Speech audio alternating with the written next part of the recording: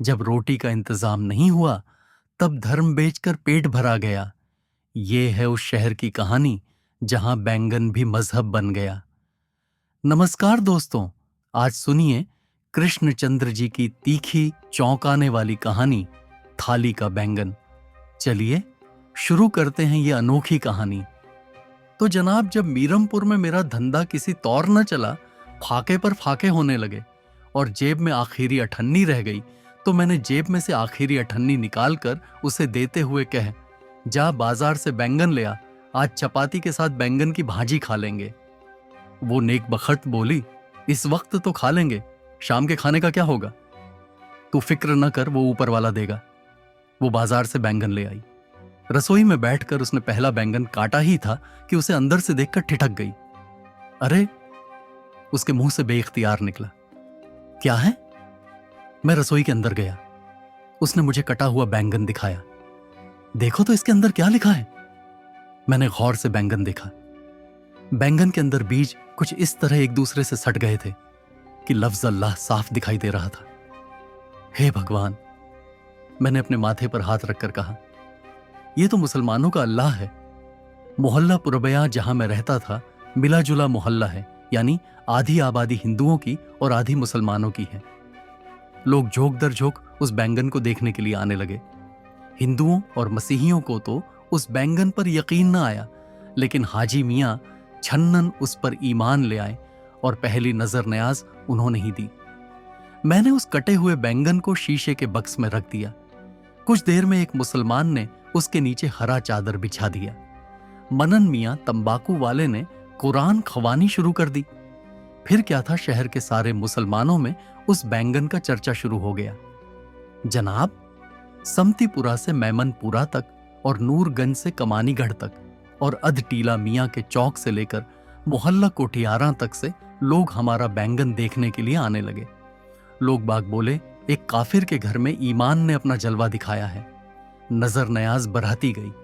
पहले 15 दिनों में 7,000 से ऊपर वसूल हो गए, जिसमें से 300 रुपये साईं करमशाह को दिए, जो चरस का दम लगाकर हर वक्त इस बैंगन की निगरानी करता था। 15-20 दिन के बाद जब लोगों का जोश ईमान कम होता दिखाई दिया, तो एक रात मैंने आहिस्ते से अपनी बीवी को जगाया और मैंने कटे हुए बैंगन का रुख जरा सा सरकाया और पूछा, अब क्या दिखाई देता है? ओम, अरे ये तो ओम है। मेरी बीवी ने उंगली ठोरी पर रख ली। उसके चेहरे पर इस्तेजाब था। रातों रात मैंने आचार्य रामदयाल का दरवाजा खटखटाया और उसे बुलाकर कटे हुए बैंगन का बदला हुआ रुख दिखाया। आचार्य रामदयाल ने चीख कर कहा, अरे ये तो ओम है, ओम। इतने दिनों तक मुसलमानों को धोखा देते रहे। बस फिर क्या था, सारे शहर में यह खबर आग की तरह फैल गई कि कटे हुए बैंगन के अंदर दरअसल ओम का नाम खुदा हुआ है। अब आचार्य रामदयाल ने उस पर कब्जा जमा लिया। रात दिन आरती होने लगी, भजन गाए जाने लगे, छरहावा चढ़ने लगा। मैंने रामदयाल का हिस्सा भी रख दिया था कि जो मेहनत करे उसे भी फल मिलना चाहिए, लेकिन बैंगन पर मिल्कियत मेरी ही रही। अब शहर के प्रसिद्ध संत जोगी और शुद्ध महात्मा और स्वामी इस बैंगन को देखने के लिए आने लगे। शहर में जाबजा लेक्चर हो रहे थे। हिंदू धर्म की फजीलत पर धुआंधार भाषण दिए जा रहे थे। 25 दिनों में कोई 15-20 हजार का चढ़ावा चढ़ा और सोने की अंगूठियां और सोने का एक कंगन भी हाथ आया, लेकिन आहिस्ता आहिस्ता लोगों का खुमार फिर ढलने लगा। तो जनाब, मैंने सोचा अब कोई और तरकीब निकालनी चाहिए। सोच सोचकर जब एक रात मैंने अपनी बीवी को जगाकर मैंने ओम का जाविया जरा सा और सरका दिया और पूछा, अब बता क्या दिखाई देता है? वो देखकर घबरा गई, मुंह में उंगली डालकर बोली, हे राम, ये तो ईसाइयों की सलीब है। श्श, श्श। मैंने अपने होठों पर उंगली रखते हुए कहा, बस किसी से कुछ ना कहना। कल सुबह मैं पादरी ड्योरोंड से मिलूंगा।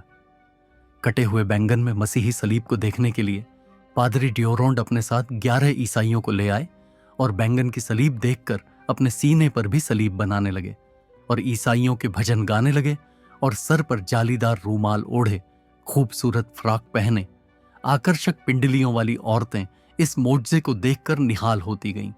शहर में तनाव बढ़ गया। हिंदू कहते थे इस बैंगन में ओम है, मुसलमान कहते थे अल्लाह है, ईसाई कहते थे सलीब है। बढ़ते बढ़ते एक दूसरे पर पत्थर फेंके जाने लगे।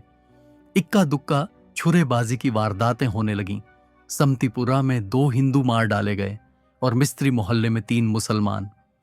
एक ईसाई शहर के विशाल चौक में हलाक कर दिया गया। शहर में दफा 144 नाफिज कर दी गई। जिस दिन मेरी गिरफ्तारी अमल में आने वाली थी, उससे पहले दिन की रात मैंने बैंगन को मोरी में फेंक दिया।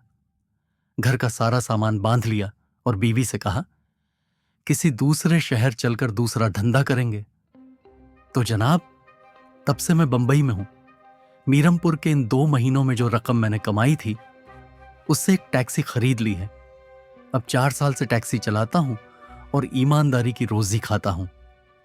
इतना कहकर मैंने मेज से अपना गिलास उठाया और आखिरी घूंट लेकर उसे खाली कर दिया। यकायक मेरी निगाह मेज की उस सतह पर गई जहां मेरे गिलास के शीशे के पेंदे ने एक गीला निशान बना दिया था। मैंने अपने दूसरे साथी टैक्सी ड्राइवर मोहम्मद भाई से कहा, मोहम्मद भाई, देखो तो इस गिलास के पेंदे के नीचे जो निशान बन गया है, ये ओम है कि अल्लाह?